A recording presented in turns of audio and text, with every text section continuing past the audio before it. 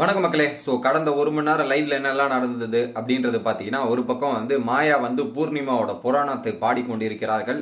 பூர்ணிமா இது பண்ணாங்க அது பண்ணாங்கன்ற மாதிரி பல விஷயங்களை ஷேர் பண்ணிட்டு இருக்காங்க. அதுல என்னன்னா, ஸோ பூர்ணிமா ஒரு சோலோ ஃபைட்டர் மாதிரி வேற லெவலான ஒரு ஃபைட்டரு.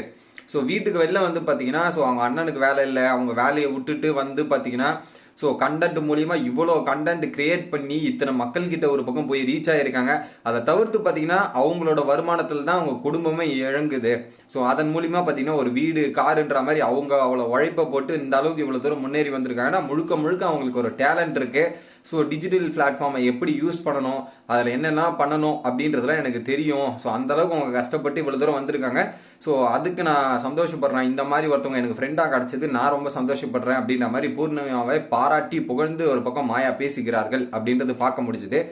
ஸோ அதில் பார்த்தீங்கன்னா எனக்கு ஒரே ஒரு விஷயம் எனக்கு புரிஞ்சிச்சு. என்ன அப்படின்றது பார்த்தீங்கன்னா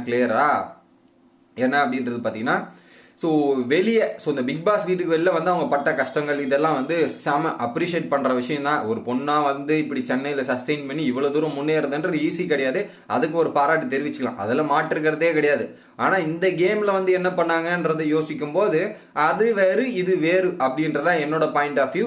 ஸோ இந்த கேம்ல அவங்களுக்கு நிறைய ஃபிளாஸ் இருக்கு, இந்த மாதிரி நிறைய விஷயங்கள் இருக்கு. எனக்கு தெரிஞ்சு இந்த கேம்ல மாயாவை அவாய்ட் பண்ணியிருந்தாவே பூர்ணிமாவோட கேம் தனித்துவமா இருந்திருக்கும், நல்லா இருந்திருக்கும் அப்படின்ற மாதிரி என்னோட பர்டிகுலர் ஃபீலிங். மாயாவா பூர்ணிமாவா கம்பேர் போது எனக்கு மாயாவோட பூர்ணிமா ஒரு சில இடத்துல பெட்டரா ஃபீல் ஆயிருக்கு. அதை நான் சொல்லணும்னு நினைச்சேன். பட் இருந்தாலும் அவங்கள ஃப்ரெண்ட்ஷிப்பை விட்டு கொடுக்காம பேசணும்ல, அதனால பல விஷயங்கள் அவங்க உட்காந்துக்கிட்டு ஒரு பக்கம் அர்ச்சனா கிட்டையும் இன்னொரு பக்கம் விசித்ரா கிட்டையும் சொல்லி புரிய வச்சு ட்ரை பண்ணிட்டு இருக்காங்க. இதெல்லாம் ஒரு பக்கம் நடந்துட்டு இருக்கு. இதுல அர்ச்சனா வேற அடுத்த வாரம் நான் ஸ்மால் பாஸுக்கு போயிருந்தாப்பா, இங்க ஆட்கள் குறைஞ்சிக்கிட்டே இருக்கு, வேலை கூட செய்யறதுக்கு இது இல்ல, இங்கெல்லாம் ஒண்ணுமே தெரியாது, அங்க போனாவது வேலை செஞ்சுக்கிட்டு கரெக்டா டைம் ஓட்டிடலாம், அது போற நாள் போறதே தெரியாது, அடுத்த வாரம் நான் ஸ்மால் பாஸுக்கு போயிடுறேன் அப்படின்ற மாதிரி அர்ச்சனா ஒரு தீர்க்கமான முடிவு எடுத்திருக்காங்க.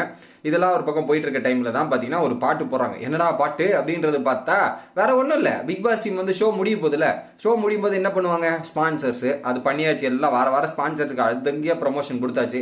நமக்கு ப்ரமோஷன் பண்ணுவாங்க விஜய் டிவி, நம்ம சேனலுக்கு நம்ம ப்ரமோஷன் பண்ணலன்னா எப்படி அப்படின்ற கேட்டகரியில பாத்தீங்கன்னா ஒரு பாட்டு போட்டு ஒரு ஹீரோயினும் ஒரு ஹீரோவும் இறக்குனாங்க. எது விஜய் டிவி சீரியல்ல புதுசா ஒரு சீரியல் வரப்போதா அதுல இருந்து இறக்கணும்னு பாத்தீங்கன்னா வந்தவங்க எல்லாம் தெரியும்ல, மணிச்சந்திரா ஃப்ரெண்டு, அதுக்கப்புறம் பாத்தீங்கன்னா அர்ச்சனாவை தெரியுது, மணிச்சந்திராவை தெரியுது, தினேஷை தெரியுதுன்ற மாதிரி பயங்கரமா வந்திருக்கவங்க எல்லாரும் முக்காசி பேர் தெரியற மாதிரி தான் இருந்தது.